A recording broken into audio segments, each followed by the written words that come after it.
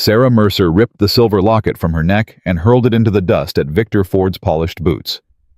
"I'd rather die in this dirt than wear another thing you ever touched," she said, voice shaking, but eyes dry. Behind her, Luke Mercer stepped down from the porch, hand resting easy near his hip. The whole town of Silver Ridge held its breath. If you want to see how a broken woman became the storm that brought a wicked man to his knees, hit subscribe. Follow this story all the way to the very last word, and tell me in the comments which city you're watching from, so I can see how far Sarah's journey has truly traveled. The stagecoach had not yet rolled to a full stop when Sarah Mercer's foot hit the dirt of Silver Ridge. She did not wait for the driver. She did not wait for help. She pushed open the door with the flat of her hand, dragged her carpetbag down with her, and set both feet on Colorado ground like a woman claiming territory in a war. "Easy now, ma'am," the driver called down. "Place ain't going nowhere." "That's the trouble of it," Sarah said under her breath. "Neither am I." She straightened her bonnet with hands that wanted to shake and refused. Every soul in town seemed to be standing on a porch or beneath a signboard watching her. She knew that look. She had worn it on her own face once back in Missouri, when strange women came through her father's town with too much hope and too little knowing.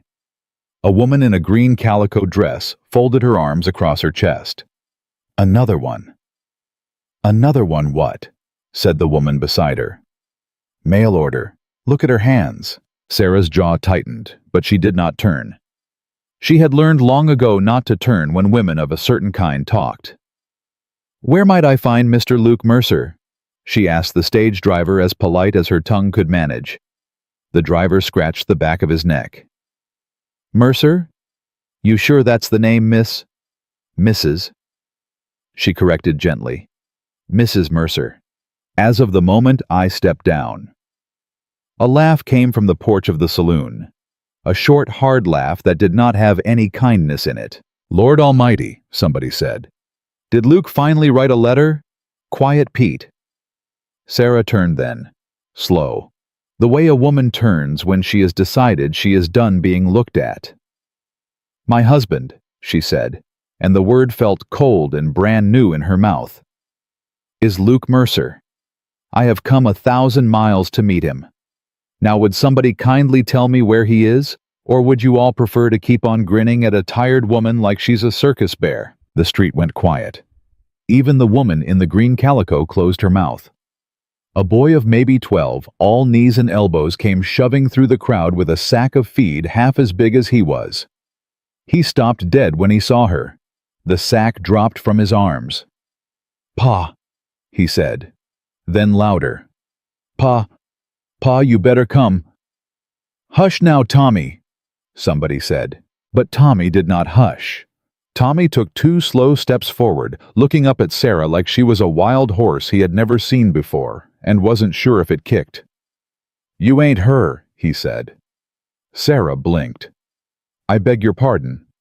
You ain't who Pa was waitin' for, miss, 'cause Pa weren't waitin' for nobody." The first crack opened in Sarah's chest. She made herself smile anyway. "You must be Tommy," she said softly. "I have heard your name in the letters. Your father wrote that you were tall for your age and good with a horse, and that you—" "Pa don't write letters, miss." The boy's voice was flat as a board. "Pa can't hardly hold a pencil for long since the last buck-off broke his thumb in 2 places. Whoever wrote you weren't him." The crack in Sarah's chest widened. Footsteps came hard down the boardwalk then. Long, even unhurried footsteps that meant the man making them had decided what he was going to do before he started walking. And a man stepped through the crowd, tall, sun-browned leather apron over his shirt soot, on his big hands gray, streaking the temples of dark hair that needed cutting. Maybe 38, maybe 40. The kind of face a woman could not quite tell the age of, because hard work had done what time would have done in a softer place. His eyes found her like a man looking down the barrel of a thing he did not want to see. "Tommy," he said, quiet. "Go fetch the mules." "But Pa—" "Go on now, son." The boy went. He went looking back over his shoulder the whole way, and Sarah understood suddenly and entirely that she had just met 2 people who did not want her, and one of them was 12 years old. Then the man took off his hat the way a Western man does with both hands and held it against his chest. And Sarah Mercer, who had braced herself for cruelty her entire grown life, was almost undone by the simple courtesy of it. "Ma'am," he said. "Mr. Mercer?" "Luke Mercer, yes, ma'am. And I reckon I owe you an apology before another word." "For what, sir?" "For being a man you come 1,000 miles to marry, when I never wrote a single word of any letter." The street drew in its breath. The dust at her boots settled and lifted again on the summer wind. "That can't be so," Sarah said very softly. "It can be, ma'am. It is." "Mr. Mercer, I have your letters in this bag, 12 of them, signed in your hand." "That ain't my hand." "You have not written to me." "No, ma'am." "You did not pay my passage." "No, ma'am, I did not." "You did not promise me a home." He looked at her for a long beat. The tin sign over the saloon creaked on its chain. "Ma'am," Luke Mercer said, "I have not promised a woman a thing since my Mary went to her grave 6 years past. I'm sorrier than I can say. Somebody has played you ugly, and I aim to find out who. But I cannot stand here and tell you a lie I never told." The world tipped a quarter-inch beneath Sarah's feet. She had stood in a kitchen in St. Louis 4 months back and read the letter that had ended her old life. She had ironed the creases out of her one good dress. She had spent $1 she did not have on a stagecoach ticket. She had wept quiet at every changeover from there to here. She had built a man up in her mind out of words on cheap paper. And now the man was standing in front of her, saying he had never been built at all. "Then who?" she said, and her voice came out smaller than she meant it to. "Did I marry?" "Ma'am, you ain't married. Whoever wrote you them letters wrote them for some other reason, and I am sorrier for it than my mouth can shape." "Pa," came Tommy's voice from down the street. Luke did not turn. "Tommy the mule's son. Pa Riders."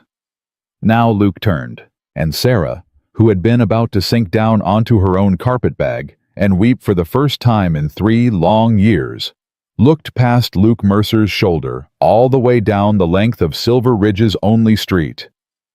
6 men on horseback, 5 of them rough hired-looking. 2 of those with rifles laid casual across their saddles in the way of men who wanted everyone to see. The 6th man rode out in front.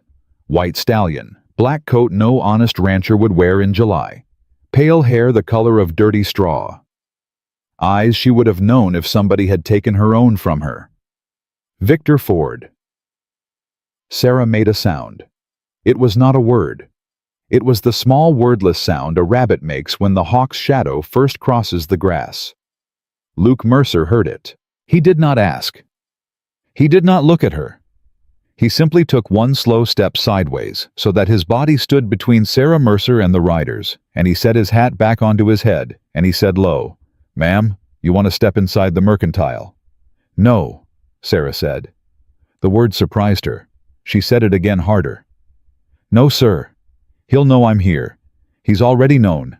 Hayden has only ever made him worse." "Ma'am, he has hunted me from Missouri to Kansas to Denver to hear Mr. Mercer. Hayden has never once worked. I will not start trying it again on the day I finally ran out of road." Luke Mercer studied her for a half a second. Just half a second. And in that half a second, something passed behind his eyes that Sarah could not read but would remember for the rest of her natural days. "All right then," he said.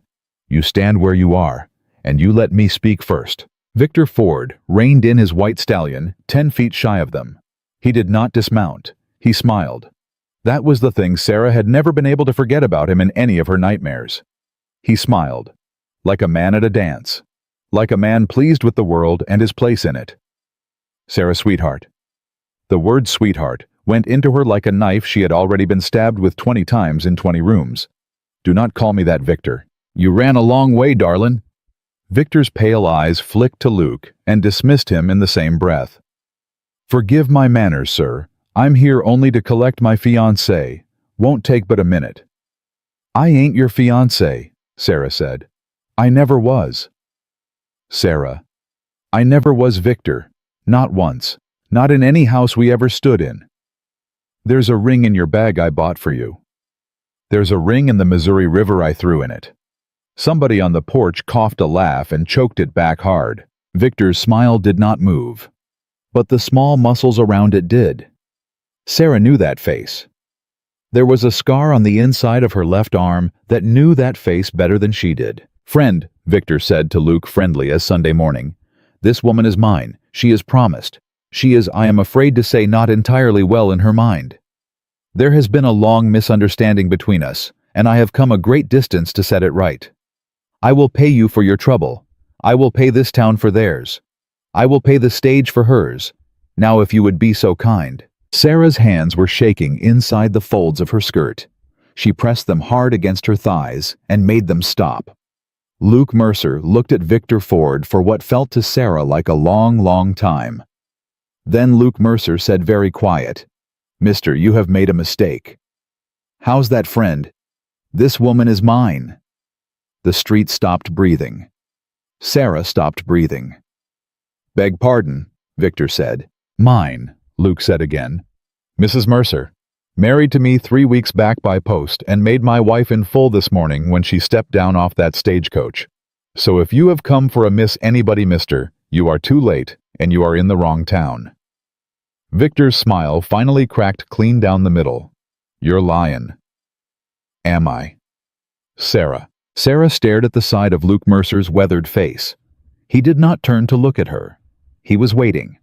He was waiting for a stranger he had met 5 minutes ago to call him a liar in front of God and the Marshal and Silver Ridge and Victor Ford and let her old life win. She thought of her mother who had stayed.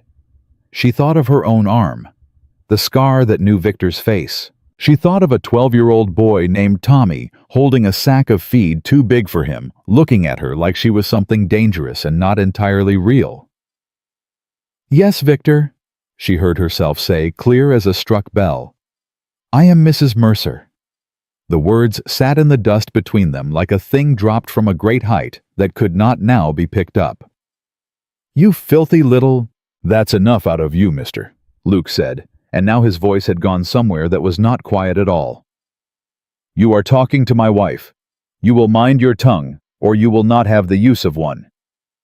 One of the riders behind Victor laid his hand on the stock of his rifle. Luke did not look at him.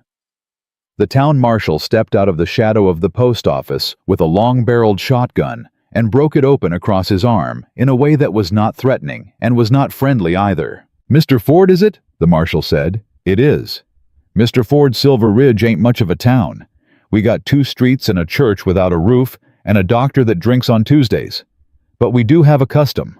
We do not haul off other men's wives. So I would suggest you and your fellows water your horses, take your supper at the hotel if your purse runs to it, and ride out by sundown. This is a private matter, Marshal. Was. It become a public matter when you brought 5 rifles into my street. Victor Ford's pale eyes went from the marshal to Luke to Sarah. Sarah held them. She did not look away. Not this time. Not ever again, she swore to herself in that one hard breath. Not ever again. Sarah, Victor said, soft, like a man calling a dog he had already kicked. Sarah, sweetheart, you don't know what you are doing to yourself. You do not. I know exactly what I am doing, Victor. I will come back for what's mine. I am not yours. I will come back, sweetheart. Mr. Ford, the marshal said, ride on now. Victor Ford touched the brim of his black hat to her, and he smiled. That smile. Sarah felt it crawl up the back of her neck and settle. Mrs. Mercer, he said like a curse spoken slow, my felicitations to you and your good husband. Then he turned that white stallion in a wide, lazy circle, his men with him, and they rode out of Silver Ridge slow enough to make sure every soul on every porch watched them go. Sarah did not move until the dust they kicked began to settle. Then her knees went out from under her. Luke Mercer caught her by the elbow before she hit the ground. Easy now, ma'am. Easy. I'm... Don't you talk yet. Don't you say one word more. Not till we are off this street and away from these eyes." Tommy came running up with the mules, then eyes round as biscuits. "Pa, did you just say, Pa, she ain't really—" "Tommy, hush." "Pa, you said wife. You said Tommy." The boy hushed. But the look he turned on Sarah was not the look of a boy looking at a stepmother. It was the look of a boy looking at a thief who had walked into his house and stolen something he could not yet name. Luke Mercer did not let go of Sarah's elbow. He guided her not roughly, but not gently, either the way a man guides a horse he has just bought and does not yet know the temper of to the wagon at the rail. "Up you go, ma'am." "Mr. Mercer, not on this street, ma'am, not where they can hear." He handed her up onto the bench. He swung Tommy onto the back. He climbed up himself, gathered the lines, and clucked his tongue. The mules walked. The town watched them go. They were a half-mile out of Silver Ridge, the road climbing easy into the foothills, before Luke Mercer spoke again. "Ma'am?" "Yes." "That man back there?" "Yes." "He gonna hurt you?" Sarah looked down at her own hands in her lap. The scar on the inside of her left arm itched the way it did when it remembered. "He has hurt me, Mr. Mercer. He was going to do it again." Luke nodded once.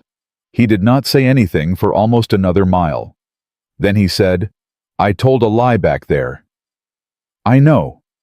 "In front of a marshal." "I know." "In front of my own boy."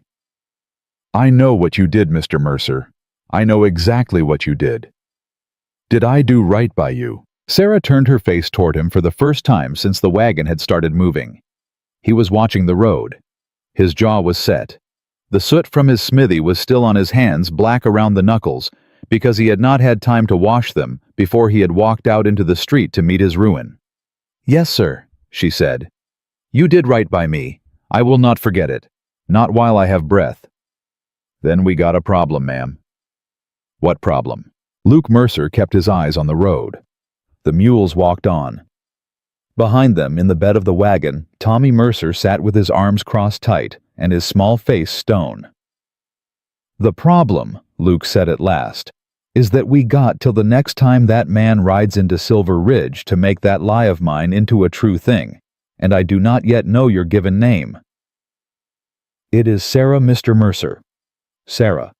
"Yes, sir." "Sarah," he said again, slow like a man trying out a word in a language he did not yet speak. "We are gonna have us a long evening." The mules walked on into the foothills of the Colorado Territory under a hot July sky, and Sarah Mercer, who had stepped down off a stagecoach an hour before a fraud and a runaway, and a woman alone in the world, rode up the wagon road beside a stranger she had just married in front of the whole town, without once saying a vow, and a 12-year-old boy whose silence weighed more than any rifle Victor Ford had brought into the street. The wagon rolled into the yard of the Mercer place just as the sun began to drop hard behind the ridge. Sarah took it in without saying a word. A low log house with a stone chimney. A barn that had seen weather. A goat pen. A line of hens scratching at the dust. A windmill turning slow. It was poorer than the man in her letters had described. Of course it was. The man in her letters had never written them. "Tommy," Luke said, "take the mules." "Pa." "Take the mules, son. Don't make me ask twice." The boy slid off the back of the wagon and led the team toward the barn without looking once at Sarah. His shoulders were set hard for a child's shoulders. Sarah climbed down by herself. Luke did not stop her. He set her carpet bag on the porch like a man setting down a thing he was not yet sure he should have brought into his house. "Mr. Mercer." "Ma'am?" "Where am I to sleep tonight?" Luke ran a hand through his dark hair. He looked at her bag. He looked at the door of the house. He looked at the barn where Tommy had gone. "Mary's room is yours," he said. "Mary." "My wife." Mr. Mercer, I cannot take." "It has been 6 years, ma'am. It is a room. It needs a person in it." "Where will you sleep, sir?" "On the porch most nights this time of year. Don't you trouble about that." "Mr. Mercer." "Sarah." He said her name like a man laying down a card. She stopped. "Sarah, you and me, we have got a thing to settle before that boy comes back from the barn. So let us settle it on this porch and not in front of him. Yes. You are not my wife. No, sir. I am not your husband. No, sir. But I told a marshal you was, and I told a man who hunts you that you was, and I told my own boy. Now when that man comes back, and he will come back looking for a hole in the story, so we got to plug them holes. Yes, sir. You sleep in Mary's room. I sleep on the porch. In the morning we ride to the church at Pine Hollow, and the parson there owes me a favor, and don't ask questions, and we make it true. Not for you, and not for me. For the lie. Do you understand? Sarah's throat closed. I understand. It ain't a marriage, Sarah. It's a fence. A fence between you and that man and his rifles. Mr. Mercer. Luke. Luke, I do not have $1 to my name. I cannot pay for any parson. Did I ask you for $1? No. Then do not offer me one. Tommy came out of the barn, then walking slow. He stopped at the bottom step of the porch. Pa. Tommy. You really fixin' to marry her. Sarah held still. Tomorrow morning, Luke said. Pa, you don't even know her. I know enough. Pa, you ain't gonna forget Ma, are you? The porch got quiet. Luke knelt down on the porch step so that he was eye to eye with his boy. Son, listen to me. Your mother is in the ground at Pine Hollow under a stone I cut myself. Nothing that happens tomorrow is gonna move that stone. Nothing that happens any day after is gonna move it. You hear me? Tommy's mouth was a hard line. You hear me, son? Yes, sir. This here is something else. This here is a thing I am doing because a man brought rifles into our town. Do you understand that? No, sir. Then you do not have to understand it tonight. You only got to mind your manners and not call this woman a name in her hearing. Can you do that for me? Yes, sir. Good boy. Tommy went into the house without looking at Sarah at all. Luke straightened up. He looked tired in a way that had nothing to do with the day. He's a good boy, ma'am. I know he is. He just lost his mother slow. 6 years of slow. He don't take to changes. I will not try to be his mother, Mr. Mercer. Luke? Luke, I will not try to be his mother. That'll do. Supper was beans and cornbread, and a coffee strong enough to stand a spoon in. Tommy did not speak. Luke did not speak much. Sarah ate carefully. She had not eaten a real meal in 2 days, and her stomach, which had forgotten what to do with food, ached. More, Luke said. No, sir, thank you, truly. You eat like a bird, ma'am. I have not had cause to be hungry, sir, in some time. That made Tommy look up. He looked at her for a full second. Then he looked back at his plate. Pa, Tommy said suddenly. Can I be excused? You can. The boy was up the loft ladder before Luke had finished the word. Sarah set down her spoon. He hates me already. He don't hate you. He does, Luke. He's 12. That don't unmake hate. It only makes it louder. Luke looked at her over the rim of his coffee cup. You speak plain for a woman who came in here on a stagecoach this afternoon. I have not had time for the other kind of speaking in a long while. He nodded slow. He did not press her, but she said it anyway. She did not know why. Maybe because he had stood between her and Victor in the street. Maybe because his soot-black hands had not flinched when he had said the word wife. Luke. Ma'am? My arm. Yes, there is a scar on the inside of my left arm, from the elbow to the wrist. He gave it to me when I told him I would not marry him. I do not show it to anybody. I am not showing it to you now. I am only telling you so you will know what kind of man you put yourself between today. Luke set his coffee down very slow. The cup did not rattle, but the muscle in his jaw moved. Who is he, Sarah? Victor Ford. Who is he to you? My father owed him $300 when I was 19. My father did not have $300. Victor offered to forgive the debt for my hand. My father said yes. I said no. My father gave me to him anyway. Sarah. I ran the night before the wedding. I have been running 4 years. 4 years? Yes. And he has chased you. Through Missouri, through Kansas, through Denver. And now Silver Ridge. And now Silver Ridge. Luke was quiet a long moment. Sarah. Yes, sir. In the morning we ride to Pine Hollow. Yes, sir. I will not lay a hand on you, not ever. You hear me say that word ever. I hear you. You sleep with the door bolted if it pleases you. Thank you. Now go to bed. She did. She bolted the door. Then she sat on the edge of a dead woman's bed and cried into a dead woman's quilt for the first time since Denver. Up in the loft, a 12-year-old boy lay on his back in the dark and stared at the rafters and listened to her cry through the floorboards. And his small fist closed around a thing tucked under his straw mattress that he had not told his father about. Not yet. Morning came hot. Sarah was up before the rooster. She had put on her one good dress, the gray one with the cuffs she had darned twice. She had rolled up the sleeves to wash at the basin. She had forgotten that the scar showed when the sleeves were up. Tommy came down the loft ladder and stopped 2 rungs from the bottom. Ma'am? Tommy, your arm. She rolled the sleeve down with the quickness of long practice. It's nothing, honey. It ain't nothing. It's old. Did Pa do that? No, sweetheart. No. Your father is a kind man. Your father has not laid a hand on me, and he will not. Then who? A man I do not see anymore. The one in town yesterday. She did not answer. She did not need to. Tommy came down the rest of the ladder. He stood on the puncheon floor in his sock feet and looked at her with an expression she could not read. Ma'am. Yes. I got something to tell you, before you ride out with Pa. Sarah's hands stilled at the basin. What is it, honey? The boy's mouth worked. His eyes went wet and angry at the same time. I wrote them letters. The basin went cold under Sarah's hands. What did you say, sweetheart?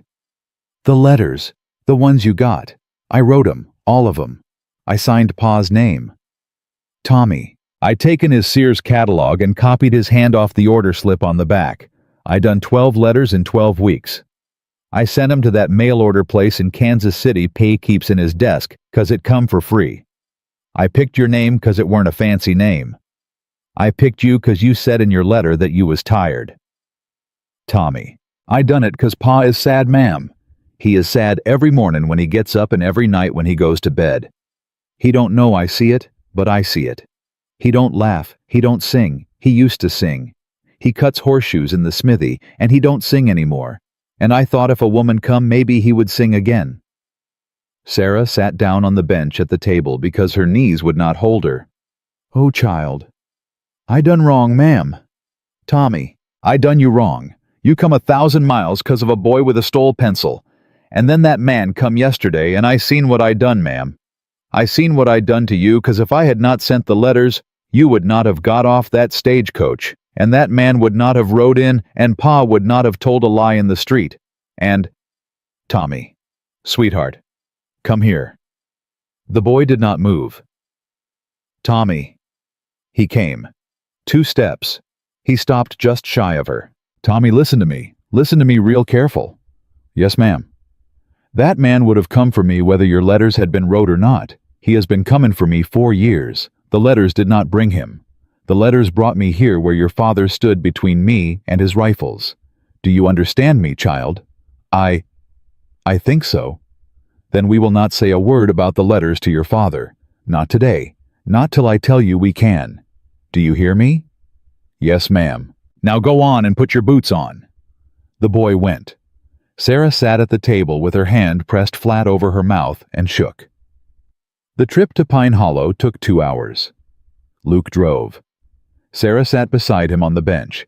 Tommy sat in the bed of the wagon facing backward, which was she was learning where he sat when he had a thing eating him. The parson at Pine Hollow was a thin old man with a Bible held together with twine. He did not ask questions. Luke gave him a silver dollar. The parson asked Sarah if she would. Sarah said she would. The parson asked Luke if he would. Luke said he would. The parson said by the laws of Colorado Territory and the laws of God, they were husband and wife. He shut the Bible. He took the silver dollar. There was no kiss. Luke did not offer one. Sarah did not expect one. Tommy stood by the door and did not look at either of them. It took 11 minutes from the time they walked into the church. They rode home married, and not a one of them spoke for the first hour. In the second hour, Luke said, "Sarah." "Yes, Luke." "I do not know what I just done." "Neither do I." "You all right?" "I am married to a stranger, sir, and a stranger has made my 4-year nightmare into a thing he is willing to fight for. I do not know what all right is, but I am not dead, and I am not Mrs. Ford, and that is more than I had yesterday." Luke did not answer that, but after another mile, his big, soot-stained hand laid down on the bench between them, palm up like a man putting a thing down for the taking, not the asking. She looked at it a long time. She did not take it, but she did not look away from it either.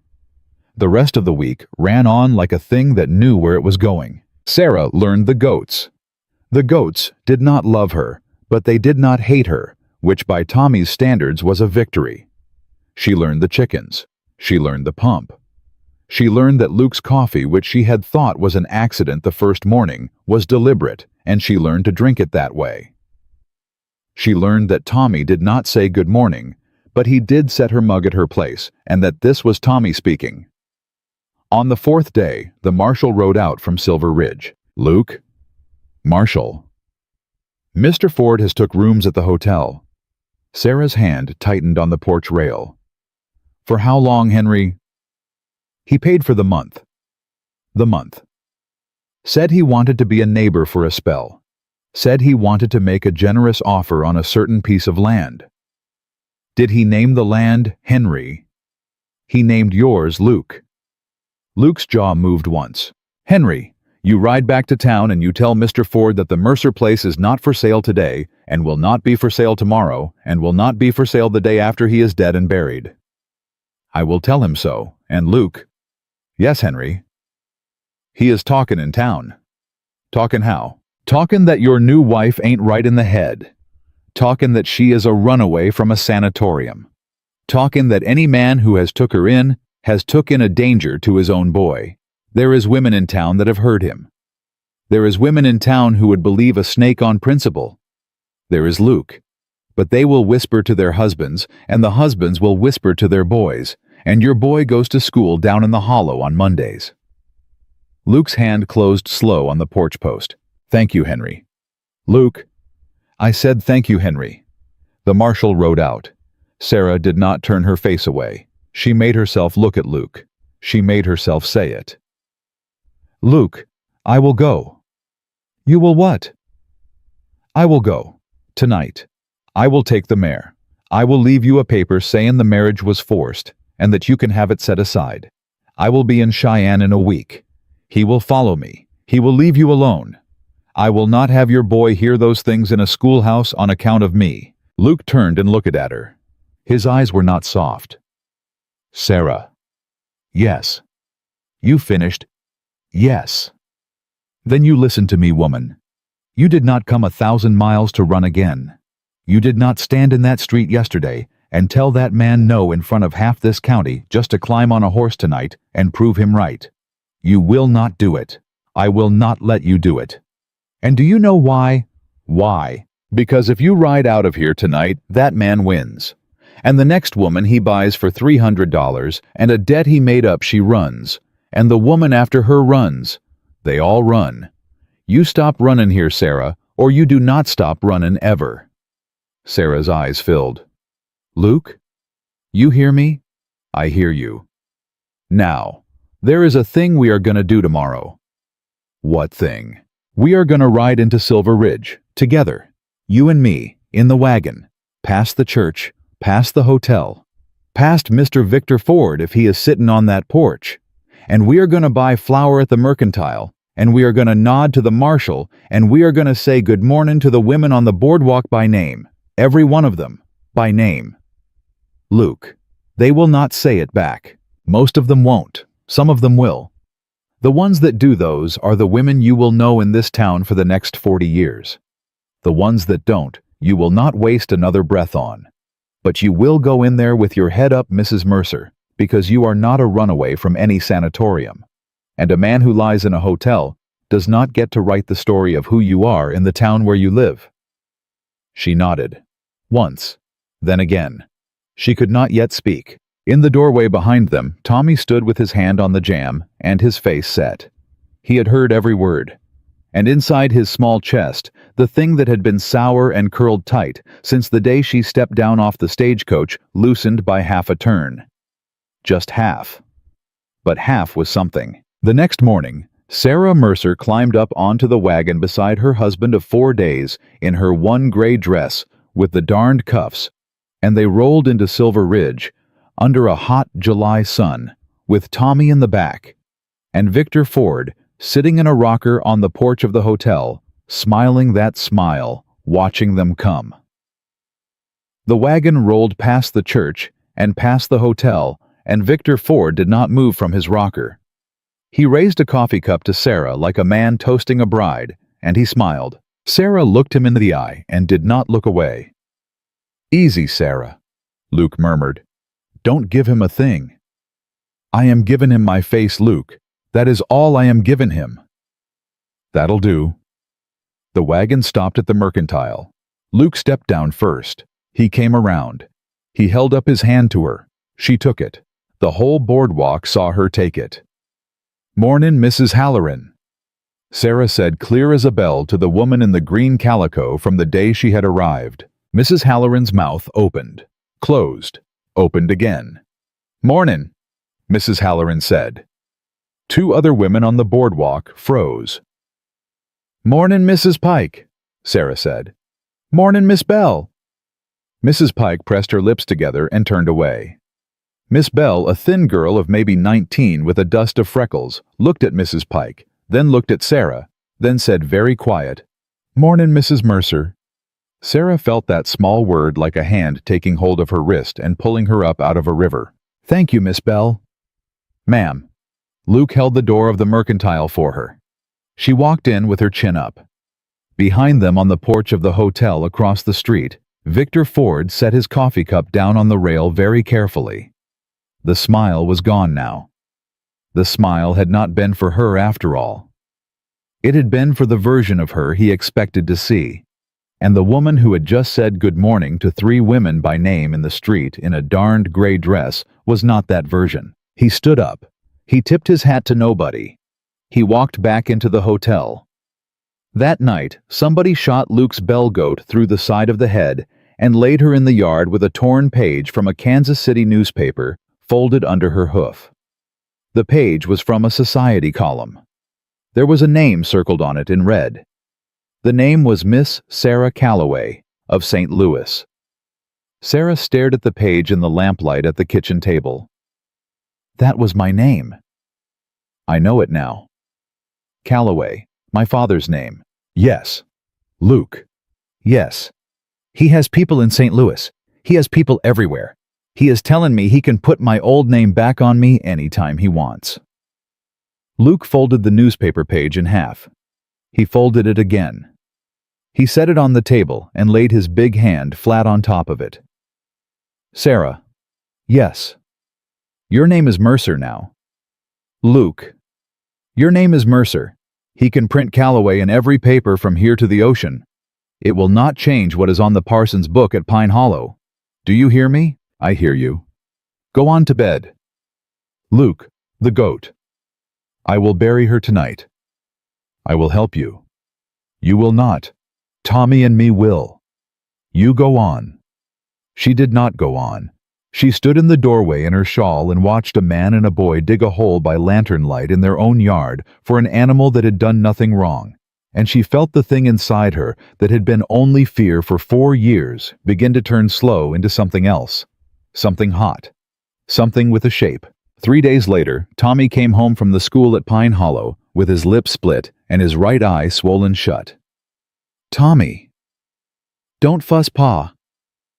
"Boy, you sit down." "I said don't fuss. Sit down." Tommy sat. Sarah brought a basin and a clean cloth without asking. She knelt by the bench. She did not touch him until he gave her a look that said she could. "What happened, son?" Luke said. "Nothin'. Tommy." "I said nothin', Pa." Sarah dipped the cloth. "Hold still, honey. This is gonna sting." "I ain't a baby." "I know it. Hold still anyway." The boy hissed when the cloth touched his lip. "Tommy," Luke said very low. "Who?" "It don't matter." "It does matter." "It was the Pike boys, all three of them." "What did they say to you?" Tommy did not answer. "Son, what did they say?" "They said—" The boy's voice broke. "They said Mrs. Mercer was a crazy lady out of a sanatorium in Missouri, and that she killed a man in St. Louis, and that's why she run, and that she was gonna kill you in your sleep, Pa, and that's why their mama said I oughtn't to come over to play no more, 'cause my house wasn't safe." The kitchen went quiet. "Tommy," Sarah said. "I told him it weren't true. I told him. And the big one Saul, he said, 'How would a kid know?' And I said—" The boy's eye filled, and he wiped it angrily with the back of his hand. "I said I knew, 'cause I wrote her here, Pa. I knew, 'cause I wrote her here, and I wouldn't have wrote a crazy lady, and—" The boy stopped. His hand was still pressed to his eye. He had said it. He had not meant to say it. Sarah closed her eyes. "Tommy," Luke said, "what did you just say?"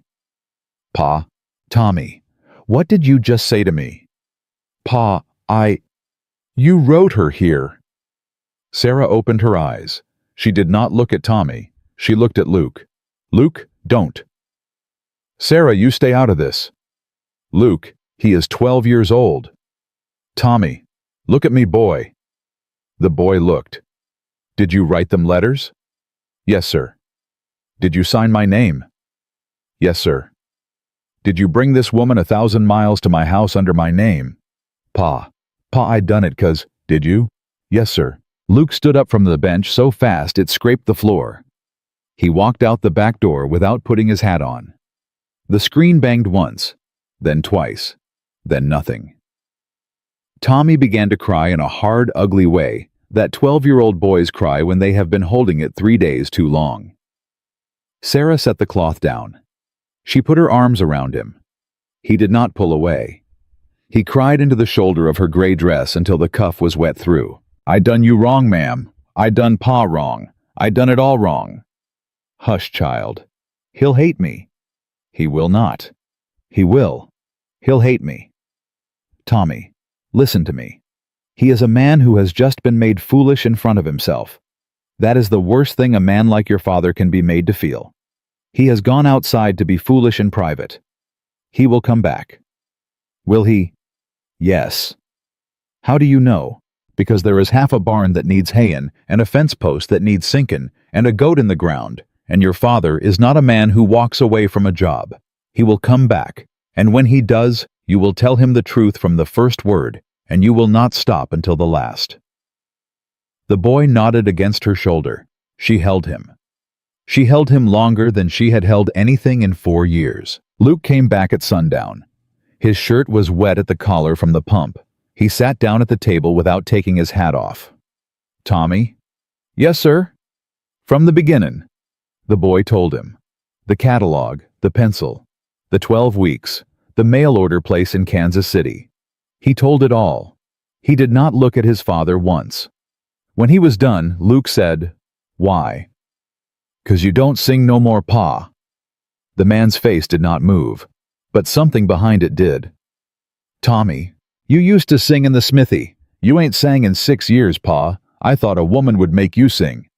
Luke put his hand over his mouth. He sat like that a long minute. Then he said, "Boy." "Sir?" "You done a thing no boy your age has any right to do." "Yes, sir." "You took a woman's life and you bent it on a lie." "Yes, sir." "You put her in front of a man with 5 rifles." "Yes, sir." "And you done it 'cause your father don't sing." "Yes, sir." Luke took his hand off his mouth. "Tommy, come here." The boy came around the table. Luke pulled him onto his lap the way he had not done in 3 years and held the back of his head against his shoulder. "I am sorry I do not sing, son." "Pa." I am sorry. That is on me, not on you. Pa, I done. Hush, son. Hush. We will talk on what you done another day. Tonight, we are gonna eat a supper, and we are gonna sleep. Sarah put her hand over her mouth and turned to the stove, because if she did not turn to the stove, she was going to weep, and she had decided she was done weeping in front of these two people. They ate. They slept. 3 days passed. On the morning of the 4th day, a buggy came up the wagon road from Silver Ridge. There were 2 men in it. One was the marshal, the other was Sarah's father. Sarah saw him from the porch. She set down the basket of eggs in her hand. She did not pick it up again. The eggs rolled in the dust. Luke, I see him, Sarah. That is my father. I figured. Luke, stay on the porch, Sarah. Luke, he sold me. I know it. Stay on the porch. The buggy stopped at the gate. Sarah's father climbed down. He was a smaller man than she remembered. Thinner. His hair had gone gray at the temples. He had a folder of papers under his arm. Sarah, girl, do not call me that. Sarah.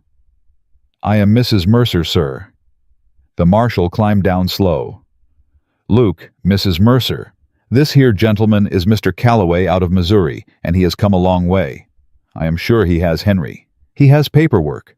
What paperwork? He is saying, Luke, he is saying that Mrs. Mercer was promised in marriage to one Victor Ford in 1893 in the state of Missouri, and that the said marriage was lawful in its signing, though never in its solemnizing, and that the lady was carried off against her father's word, and that Mr. Ford has rode out at his own expense to set right what was made wrong 4 years ago.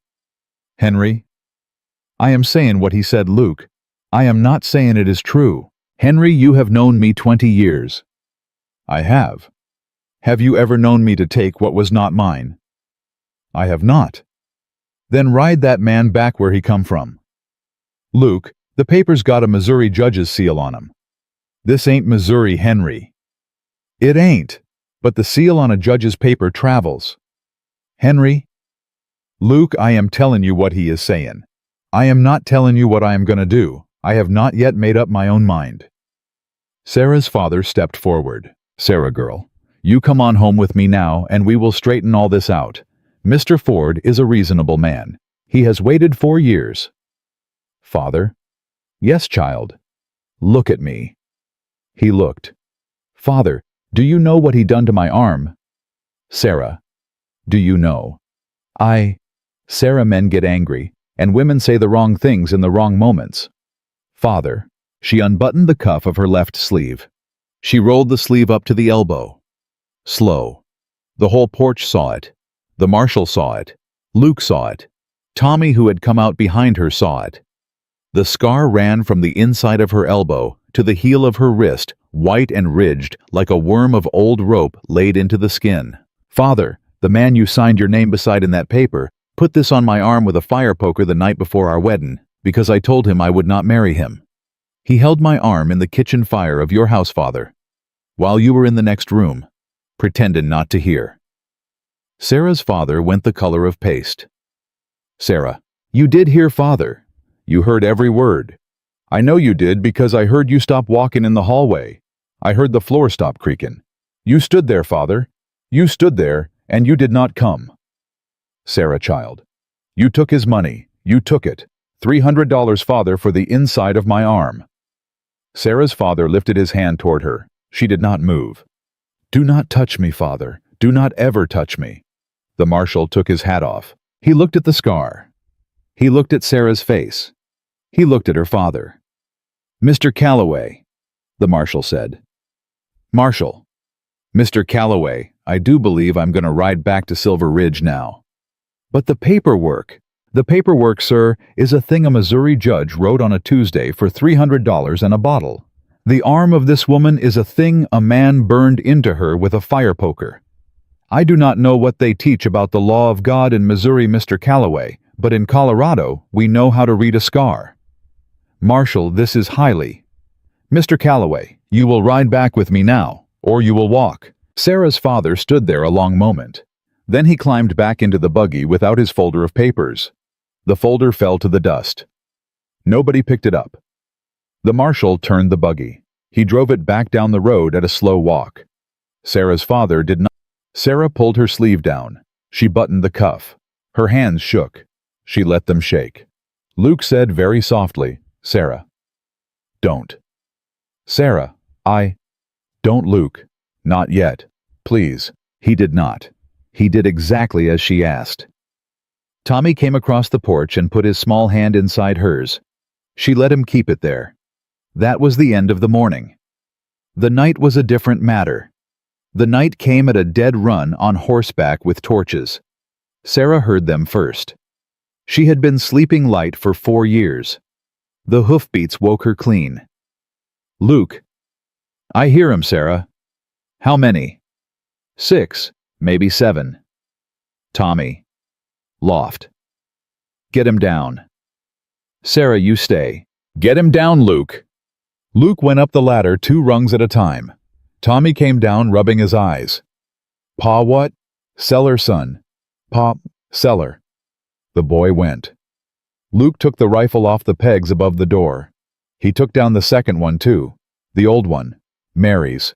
He held it out to Sarah. "Can you shoot, Sarah?" "My grandfather taught me."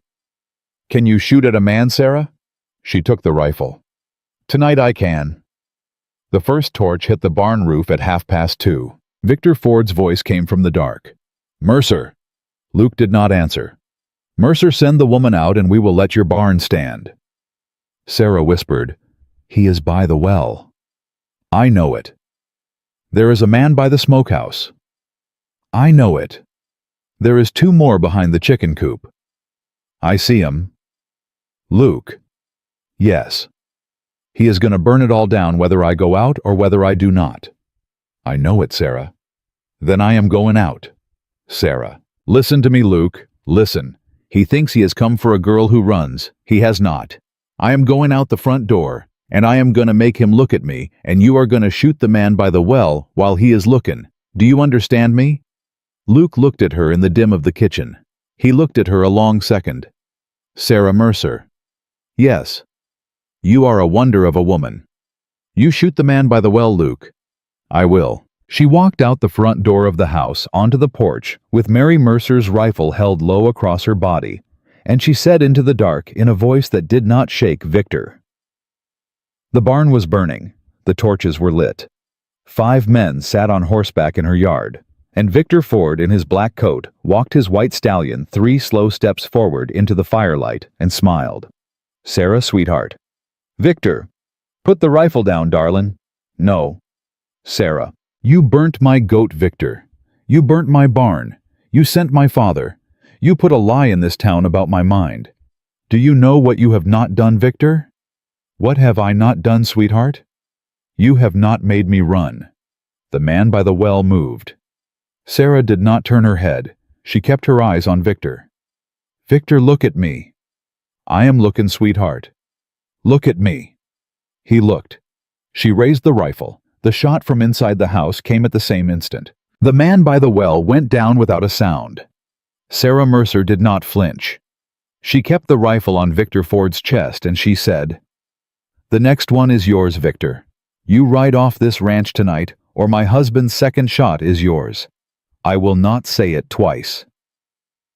Victor Ford stared at her over the barrel of a dead woman's rifle, held in the steady hands of a woman he had made the mistake of believing he owned. For the first time in 4 years, Sarah saw something move in his eyes that she had been waiting 4 years to see. Fear. Just a flicker. But she saw it, and she knew in that one breath that she had won the war. She did not yet know she had not won the night. Behind Victor Ford, a 6th rider she had not counted stepped his horse out of the smoke from the burning barn. He had a pistol in his hand. The pistol was not aimed at Sarah. It was aimed at the kitchen window, where Luke Mercer was standing. "Luke, down!" The word tore out of Sarah's throat before her brain had finished seeing the 6th man. Luke Mercer did not stop to ask. He dropped behind the kitchen wall a half-second before the kitchen window blew apart in a glittering rain of glass. Sarah swung the rifle. She did not aim. She did not have time to aim. She fired into the dark where the sixth rider sat, and the man's horse screamed, and the rider went sideways out of the saddle with a sound a man makes when he has been hit and does not yet know where. Victor Ford's stallion reared. "Move!" Victor shouted. "Boys, move!" A man behind the chicken coop fired. The bullet split the porch post 6 inches from Sarah's head. She did not flinch. She levered the rifle. She fired again. The man behind the chicken coop dropped his torch into the dirt and grabbed his thigh and went down, howling. "Sarah!" Luke's voice came hard from inside. "Sarah, get in." "Luke, are you hit?" "Get in, woman." She backed through the front door without taking her eyes off Victor. Victor was wheeling his white stallion. The torchlight was running off him in pieces. The barn behind him was full burning now, and the heat of it was on Sarah's face, even on the porch. He was leaving. Victor Ford was leaving her yard. Sarah Mercer slammed the door. She dropped the bar. She turned. "Luke!" "I'm here." "Where are you hit?" "Shoulder. Top of it." "I am all right." "You are not all right. Sit down." "Sarah the seller." "Sit down." He sat. Outside, hooves were going hard down the wagon road. 3 sets, maybe 4. The rest were on the ground, or wishing they were. "Tommy!" Sarah called toward the cellar trap. "Tommy, you stay where you are, honey, you hear me?" "I hear you, ma'am." "Don't you come up till I say." "Yes, ma'am." Sarah pressed her hand against the top of Luke's left shoulder. It came away wet and dark. Luke, it's bleedin' bad." It went through Sarah. I felt it go through. Through is good. Through is Luke, hold this. Hold this here. Press. Sarah, listen. Luke, I am trying to. Sarah, listen. She stopped. His big soot-stained hand, soot still on it even now, came up and closed around her wrist. "You stood out there." Luke, hold the cloth. "You stood out there, woman." "I had to." Sarah. "I had to, Luke. Press the cloth." He pressed. His mouth was tight. His face had gone the gray of a man who was running out of blood, but his eyes were on her, and they were not gray at all. "Sarah Mercer." "Yes." "I have not yet known you a fortnight." "No, sir." "I have known stronger women than you." Luke. "I am lying, woman. I have not." She made a sound that was not a laugh and was not a sob, and she put her free hand against his cheek for the half-second she could afford, and then she was up. "Tommy, up." The trap banged. The boy's head came through. "Papa, are you?" "He's alive, sweetheart. I need you to ride." "Where, ma'am?" "Pine Hollow, Doc Beasley. You take the mare. You do not stop. You do not look back. You tell him your father is shot through the shoulder and to bring his bag." "Yes, ma'am." "Tommy." "Yes, ma'am." "You are a Mercer.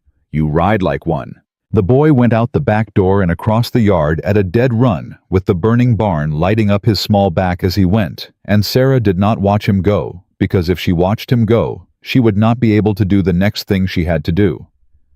She turned back to Luke. "Husband? Wife? Stay with me now." "I aim to." The rest of that night ran on the rails of a thing that was not feeling, only doing. She got the bleeding slowed. She got Luke onto the kitchen bench. She put a folded quilt under his head. She put a kettle on. She filled 3 more pans. She lit every lamp in the house. She did not let go of his good hand for more than a minute at a stretch. The marshal came up the wagon road at 4 in the morning, hard, with 8 men behind him. 8 men. Sarah saw them through the broken window and almost dropped to her knees. The men were carrying rifles. They were also carrying lanterns, and one of them had a doctor's bag across his saddle. Doc Beasley. Tommy on the mare riding double in front of the doctor, the boy's small hands white-knuckled on the saddle horn. The marshal climbed down first. "Mrs. Mercer." "Marshal." "Where's Luke?" "Kitchen. Shoulder." "Through?"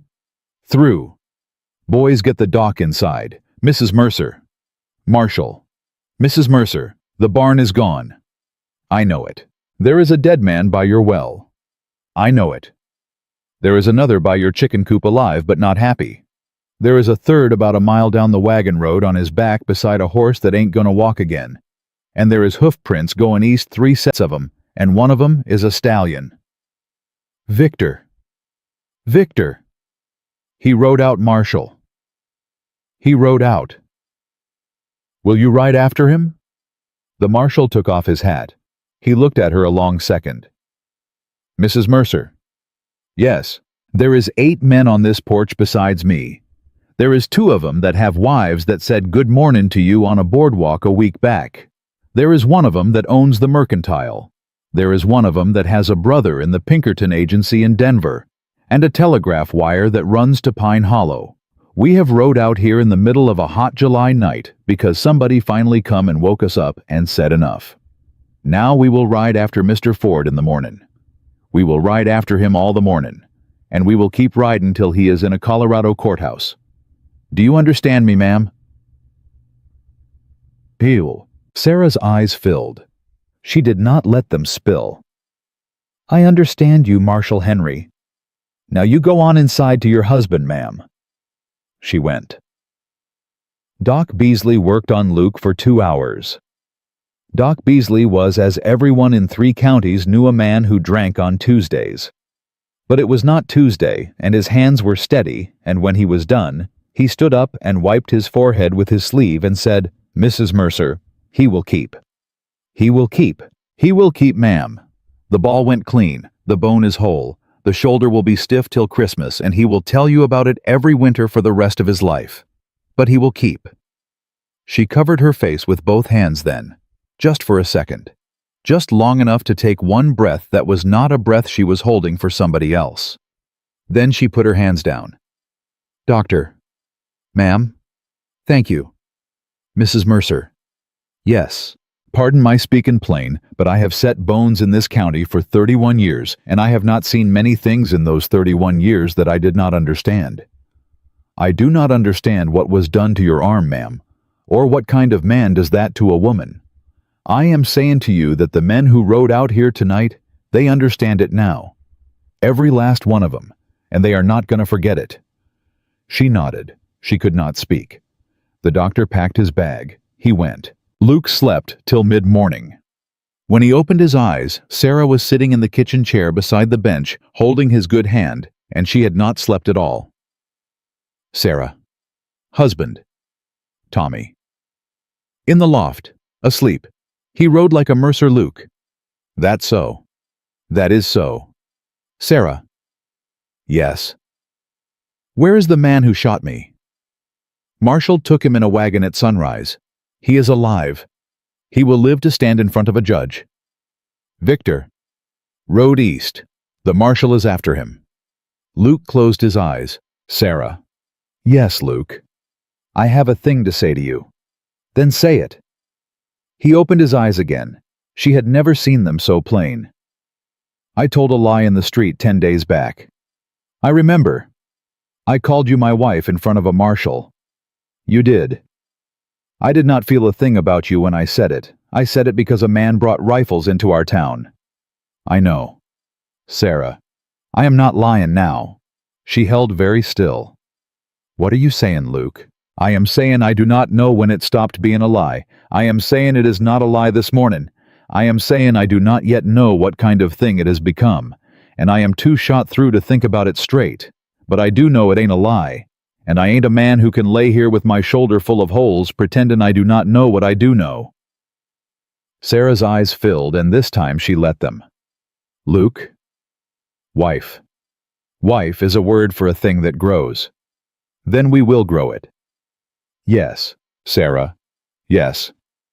Lay down a minute. Where? Here, on the bench, beside me. There is room. Luke, you are shot through. On the good side, woman. Lay down. She did. She laid down beside him on the kitchen bench, with her head on the corner of the quilt that was under his head, and her one hand on his good hand, and she shut her eyes for the first time in 26 hours, and she slept. Tommy came down the loft ladder an hour later. He stood in the kitchen doorway and looked at his father asleep with his stepmother's head against his shoulder, and his small face went through 3 things at once, and he could not have named any of them. Then he turned around. He climbed back up the ladder. He did not wake them. The day went on without them. By noon, the news of what had happened at the Mercer place had gotten down to Silver Ridge by way of the marshal's deputies. By 1, the women of Silver Ridge had gotten the news from their husbands. By 2, Mrs. Halloran was on the wagon road in her green calico with a basket of bread and a jar of soup, and Miss Bell was beside her, and 3 other women Sarah did not know by name yet were walking behind them. Mrs. Halloran knocked on the door of the Mercer house. Tommy answered. "Ma'am?" "Tommy, is your stepmother sleepin', child?" "Yes, ma'am." "Your father?" "Yes, ma'am." "You eaten today, child?" "No, ma'am." "Then we are comin' in. We are comin' in quiet. You hear me?" "Yes, ma'am." The women of Silver Ridge came into the Mercer kitchen on quiet feet. They did not wake Sarah. They did not wake Luke. They put bread on the table. They put soup on the stove. They put cold ham on a plate for Tommy, and they sat that boy down at the table, and they fed him in his own kitchen while his father healed and his stepmother slept, and the smell of yesterday's smoke still hung in the air outside the broken window.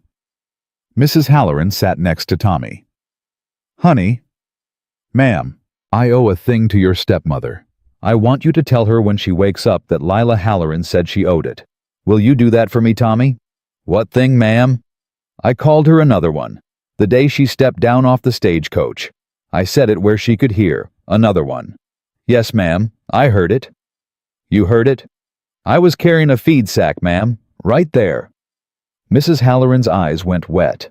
"Tommy, you tell her Lila Halloran said another one and she was wrong and she is sorry. You tell her in those words. Will you do that?" "Yes, ma'am, I will tell her."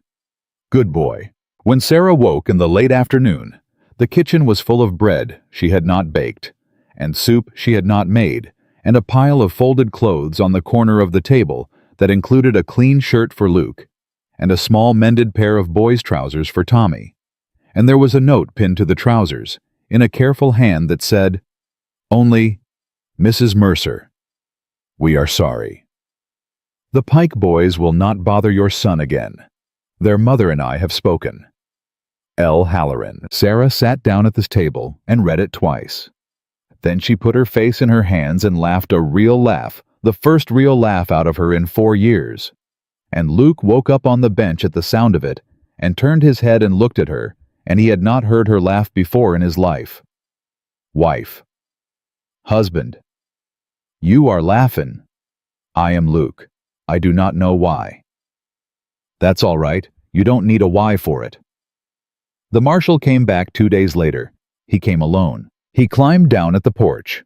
Luke was up by then, sitting in the rocker with his arm in a sling. Sarah was beside him on the porch step. Tommy was down at the goat pen doing the work of 2 boys.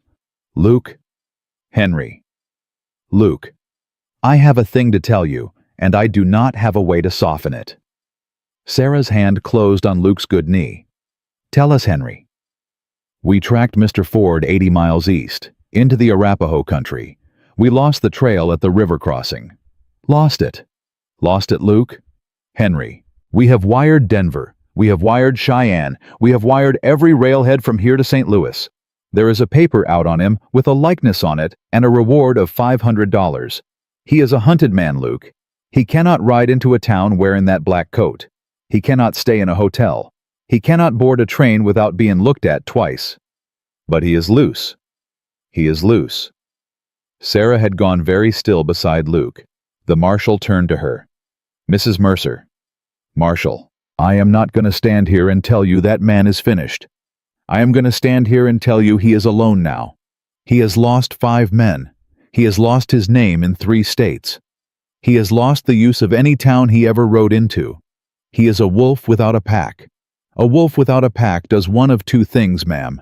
He goes off into the hills, and he dies. Or he comes back. He comes back. He may come back, ma'am. I will not tell you he won't because I am not a man who lies to a woman. Sarah nodded once. I thank you for not lying, Marshal. Mrs. Mercer. Yes. If he comes back, ma'am, you do not run. I do not run. You send a boy on a fast horse to Silver Ridge, and there will be 20 men on this porch by sundown, and there will not be a man among them who has not already decided what he is willing to do. Marshal Henry. Ma'am. I will not run. The marshal touched the brim of his hat. He climbed back on his horse. He rode out. Luke laid his good hand on top of hers on his knee. Sarah. Luke. He may come. He may. Are you afraid? She thought on it. She thought on it longer than the polite answer. Then she said, I am afraid he will hurt you. I am afraid he will hurt Tommy. I am not afraid of him, Luke. I think I left being afraid of him in the dirt of that yard the night you got shot. I do not know how to put it back on, even if I wanted to. Luke nodded slow. Then we will keep watch. Yes. And we will live. Yes. That night, after Tommy was asleep in the loft, Luke sat at the kitchen table with his sling and a tin cup of coffee, and Sarah sat across from him with a needle and his torn shirt in her lap. Sarah. Luke. I have a thing to ask you. Ask it. The night of the fire, when I was on the bench, before the doctor come. Yes. I said a thing to you about the lie. You did. I want to say the rest of it now. I am thinking clearer. Luke, you do not have to. I do, woman. I have not sang in 6 years. I am a man who has not sang in 6 years. And I do not know how to say the next thing without singing it, and I cannot sing yet. So I am going to say it with my mouth, and you are going to have to take it as it comes. All right? Sarah Mercer. Yes. You walked into my yard a stranger. You have made my house a house again. You have made my boy hold somebody's hand again. You stood between him and a fire. You stood between me and a fire. You did not run. You have not run. You will not run. And I do not know yet what to call the thing in my chest when you walk into a room. But I know it ain't pity, and I know it ain't kindness, and I know it ain't lie. She had stopped sewing. Luke, I ain't asking you for an answer, Sarah. I am telling you a fact, so you will know it, so you will not have to wonder on it. Luke, I am going to give you an answer anyway. All right. I came here a stranger. I came here on a boy's stolen pencil and a forged hand. I came here running. I came here a thing my father had sold and a man had marked. I will tell you what I am now. Tell me. I am the woman of this house, Luke Mercer. I am the wife of the man who stood between me and the rifles. I am the mother of the boy who wrote me 1,000 miles because his father did not sing. I do not yet know how to be those things, but I am them. I am them whether Victor Ford rides back tomorrow or whether he dies in a ditch in the Arapaho country. He does not get to write what I am anymore, Luke. I write it, and I have written it now. Luke set his coffee cup down. He did not say a word. He stood up. He walked around the table. He sat down on the bench beside her, slow on his good side. He took her hand. He brought it up to his mouth, and he kissed the inside of her left wrist where the white scar of a fire poker ran from the elbow to the heel of the hand. He kissed it like a man kisses a thing that has been holy a long time without anybody knowing. Sarah Mercer closed her eyes. She did not pull her arm back. She did not run. The summer turned in slow stages after that night. The barn went up again board by board with men from Silver Ridge who came on Saturdays without being asked and ate at the Mercer kitchen table without making a thing of it. The Pike boys did not bother Tommy at school anymore. Mrs. Halloran came out twice a week with bread and stayed for coffee. Miss Bell brought a clutch of laying hens to replace the ones the fire had killed and would not take a coin for them. Sarah learned to bake bread the way Mary had baked it. She learned the smokehouse. She learned the books Luke kept on the kitchen shelf in his slow farmer's hand. She did not learn to sing yet, but she learned to hum soft while she worked.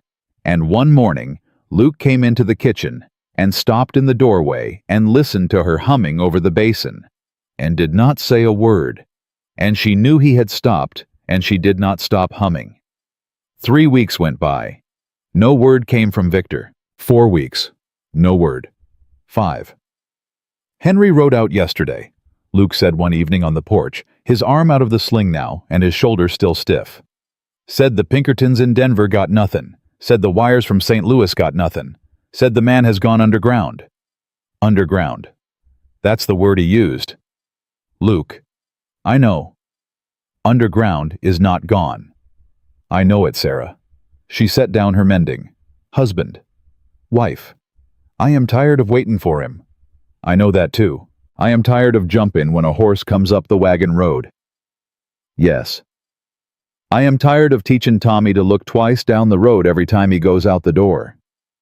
Yes. I am going to town tomorrow, Luke, by myself. He looked at her. He did not argue. He had not been the kind of man who argued with her since the night of the fire.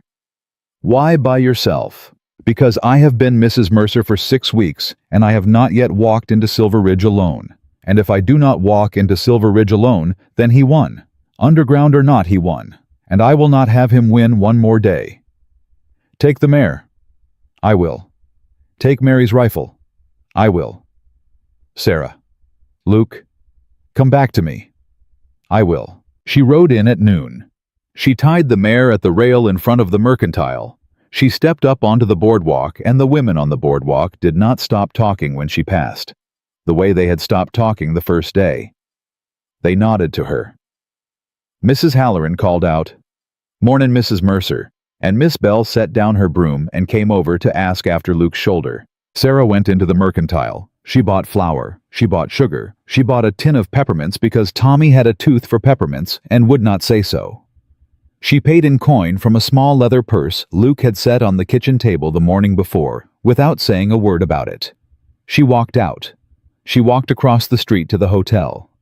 She walked up onto the porch where Victor Ford had once sat in a rocker and smiled at her over a coffee cup. She sat down in that rocker. She rocked slow for 10 minutes. She rocked the way a woman rocks who has decided that a porch belongs to her now. Then she got up. She got back on the mare. She rode home. She did not tell Luke. She did not need to. She knew and she had needed to know, and the knowing had been the whole point of the ride. Tommy came down out of the loft that night and sat on the bench beside her at the kitchen table. "Ma'am?" "Tommy." "I've been thinking." "Have you, sweetheart?" "I've been thinking I do not want to call you ma'am no more." The needle stopped. "Tommy?" "I do not want to call you Sarah neither, 'cause that is a lady's name, and I am a boy." "Tommy." "I want to call you Ma." The kitchen was very quiet, but I do not want to do it if it ain't all right with my ma in the ground at Pine Hollow. So I been thinking on that too, and I figured my ma in the ground would not want me to call a lady ma'am for the rest of my life if the lady was the one baking my bread and stitching my britches and standing in the yard with a rifle the night I run for the doctor. I figure my ma in the ground would say call her ma and be done with it, son. That is what I figure. So that is what I am asking. Sarah's hands were shaking around the needle. She set the needle down. She got up off the bench and she walked around the table and she sat down beside the boy and she put her arm around him. "Tommy." "Yes, Ma?" He stopped. He started again. "Yes, Ma." She put her face down against the top of his head and she breathed him in. "You can call me Ma, son." "All right." "You can call me Ma until the day they put me in the ground at Pine Hollow next to your other one." "Don't talk like that, Ma. I just got to calling you it." She laughed, wet, through her nose. "Then I will hush, son." "All right." Luke watched from the rocker by the cold fireplace, and he did not say a word, but his eyes were very bright, and he turned his head to the wall after a moment, so the boy would not see his father's face go. A week later, Sarah walked alone to Pine Hollow on a Saturday morning. She did not take the wagon. She walked. It took her 2 hours and a half. She wore her one gray dress. She carried a small bunch of yellow rabbit brush she had pulled from the side of the wagon road. She stood in front of Mary Mercer's stone. She set the rabbit brush down. "Mrs. Mercer," she said, because she did not know what else to call the woman whose kitchen she had taken. "Mary." The wind moved a little. That was all the answer there was going to be, and Sarah knew it. "Mary, I am Sarah. I am the second one. I did not come for him. I came for myself, and he was the door I come through. I am telling you that plain, because I think you would want it plain. I have been running from a man 4 years, and your husband stood between me and that man's rifles, when he had no reason to, and 100 reasons not to. I do not know if a woman in the ground hears a thing said over her stone. But if you do marry, I want you to know I am not trying to be you. I could not. I would not. I am only trying to be a wife to a man who has not sang in 6 years, and a mother to a boy who calls me Ma now because he asked to. That is all I am trying to do, Mary, and I thought you should hear it from my own mouth." She stood there a little longer. She walked home. When she came in through the kitchen door, Luke was at the table cutting hinges. He looked up. "Where you been, Sarah?" "Pine Hollow." He set the cutters down. "Pine Hollow." "Yes." "On foot?" "Yes." He did not ask what she had gone for. He had figured it. The figuring went across his face and settled behind his eyes, and he picked the cutters back up, and after a minute, he said soft, "She would have liked you, Sarah." "You think so. I know so." "Why?" "You bake the bread the way she did, and she did not teach you. So something was passin' a thing between you and that kitchen woman, and I do not pretend to know how it works." Sarah's eyes filled. "Luke." "Yes." "You said a thing to me on the night of the fire." "I remember." "You said you did not yet know what to call the thing in your chest." "I remember." "Have you found a name for it yet?" He set the cutters down for good. He stood up. He came around the table. He took her hands in his. "Sarah Mercer." "Yes." "It is love. I've been knowing the name of it for a month. I've been trying to find a way to say it that did not sound like a man who had been alone a long time grasping for a word. So I've been waiting, and I am done waiting."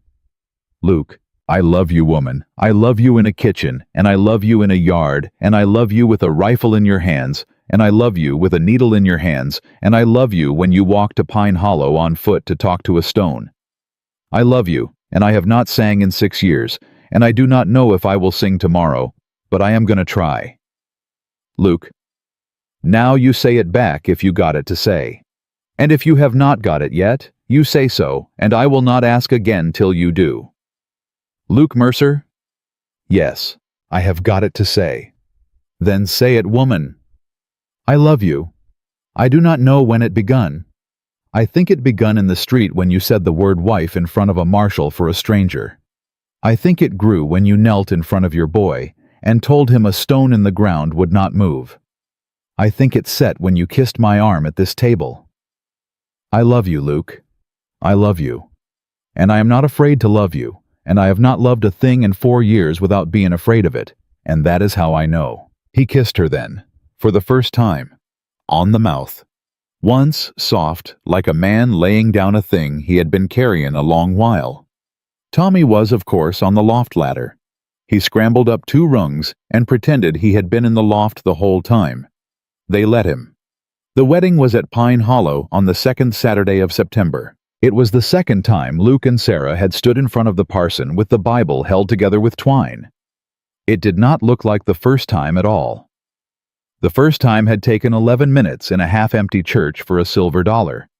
The second time took an hour and a half, and the church was full, and Mrs. Halloran had sewn Sarah a new dress from blue gingham she would not be paid for, and Miss Bell had braided wildflowers into Sarah's hair, and Tommy stood beside his father in a clean shirt, with his hair slicked down, and a peppermint in his cheek, and the marshal stood at the back with his hat in his hands. The parson said the words for real this time. Luke said, "I will like a man who had been waiting to say it." Sarah said, "I will like a woman who had earned the right to say it on her own." The parson pronounced them.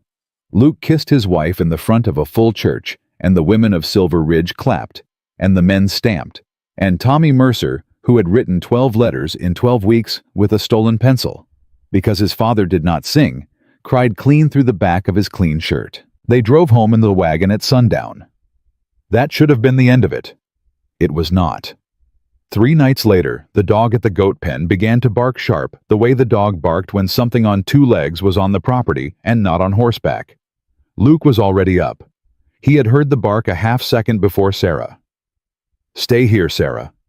Luke. I mean it. Stay here. Lock the door behind me. Take the rifle. I got it. She locked the door. She woke Tommy. She put him in the cellar. Ma. Hush, son. Is it him? Hush. She took down Mary's rifle from the pegs. She waited at the kitchen window with the rifle low across her body, and her heart was going hard, but her hands were not. Outside in the dark beside the goat pen, Luke Mercer's voice came up clear. Mister, you take one more step toward that fence, and I will put you in the dirt. A man's voice answered, thin, wrong, sick. Mercer. Luke's voice did not change. Ford. Sarah's hand tightened on the rifle. It was him. It was him on foot, and it was him alone, and it was him in her yard at midnight, after 6 weeks of nothing. Mercer. Victor's voice was a rasp now, not the smooth voice from the porch of the hotel, a man's voice with no men behind it, and no horse under it, and no plan in it. Mercer, I have come to talk. You have come to die, mister. Mercer. You walk off this property tonight and you do not come back, or I put you in the dirt where you stand. Mercer, I want to see her. You are not going to see her. One word. No. Mercer. No. Sarah set the rifle down on the kitchen table. She walked to the door. She drew the bolt. She opened it. Sarah. Luke. Sarah, no. Luke, step aside. Sarah, I am not gonna. Step aside, husband. I have got a thing to say to him, and I am gonna say it, and then he is gonna leave my yard, and I am not gonna have you say it for me. I have not had any man say it for me since I was 19 years old, and I am not startin' now. Luke looked at her a long second in the dark. Then he stepped aside. She walked out into her own yard, in her bare feet, in a sleeping shift with a shawl thrown over it, and she stood in front of Victor Ford. He was a smaller man than she remembered. He had been getting smaller every time she saw him. The black coat was torn now. There was a red welt across his cheekbone that had not healed clean. He had no hat. His pale hair stood up in clumps. He had the face of a man who had not slept in a bed in a month. Sarah. Victor. Sarah. I have come to tell you. Victor. Hush. He hushed. It was the first time in 4 years she had ever told him to hush, and had it work. Victor Ford, I have one thing to say to you, and you are going to listen to it standing right where you are. You are not going to interrupt me. You are not going to call me sweetheart. You are not going to lift a hand. Do you understand me? Sarah. Do you understand me? Yes. You burnt my goat. You burnt my barn. You shot my husband. You sent my father at me with a folder of paper. You put a lie in my town about my mind. You walked into my life when I was 19 years old, and you put a fire poker on my arm because I told you no, and you have spent 4 years coming after the no like the no was a thing I did not have the right to say. Are you listening to me, Victor? I am listening. I had the right to say no, Victor. I had the right at 19. I had the right at 20. I had the right every single mile of every single road you chased me down. And I have got the right tonight in my own yard, in my own life, in front of my own husband. And I am saying it again now, and I am saying it for the last time. No. No to you. No to the man you was. No to the man you wanted me to be the wife of. No, Victor. No. Victor Ford did not speak. He stood there. His shoulders shook once. Whether from cold or from something else, Sarah did not care. Now. You are going to walk off this property. You are going to walk to the wagon road. You are going to walk till morning, because you have got no horse, and no man, and no name. The marshal of this county has a paper on you with a likeness and a reward, and there is 20 men in Silver Ridge that have decided what they are willing to do, and there is a Pinkerton in Denver waiting on the wire. You will not last a week, Victor, but you will not last that week on my land. You will not last it on my husband's porch. You will not last it within sight of my son. So you walk now. You walk, and you do not look back, and you do not write me, and you do not say my name to another living soul. And when they take you, and they will take you, Victor, in a week or a month or a year, you will know that the woman you marked at 19 is the woman who stood in her own yard, and told you no for the last time. Do you hear me? I hear you. Then go. Victor Ford turned. He walked. He walked out the gate of the Mercer place and down the wagon road, and he did not look back, and the dark took him. He was found 11 days later by a Pinkerton man on a railroad platform in Cheyenne with no money in his pockets and no fight in his hands. He was hanged in Missouri the following March for the killing of a different woman in a different state, 4 years before he had ever met Sarah Calloway. The newspaper that printed the story did not print Sarah's name. She read the article at the kitchen table on a Saturday morning with Luke on her left and Tommy on her right and a pot of coffee between them. She read it twice. She folded it. She put it in the stove. Ma. Yes, son. Is it done? It is done, son. Ma. Yes. Pa wants to know if you can come help bring in the hay. I am comin'. She got up. She walked out the back door of her own kitchen into a September morning of her own life. And Luke was at the wagon, and the boy ran ahead with a rake too tall for him, and the dog was barking at a thing in the grass that was not a man. And the goats were at the fence asking for nothing in particular. And Sarah Mercer, who had been Sarah Calloway, who had been a debt and a daughter and a runaway and a name in a folder, took the lead of the wagon mule in her own hand, and she walked her own land, and she was nobody's wife, but the one she had chosen, and she was nobody's mother, but the one she had earned, and she was nobody's woman at all but her own. A woman's worth is not a thing she is given by a father, by a man, by a town, or by a name on a piece of paper. It is a thing she builds with her own 2 hands in her own yard, on her own ground, against every wind that comes for her, and once she has built it, no man on any horse, in any black coat, on any road on this earth, can ever take it from her again.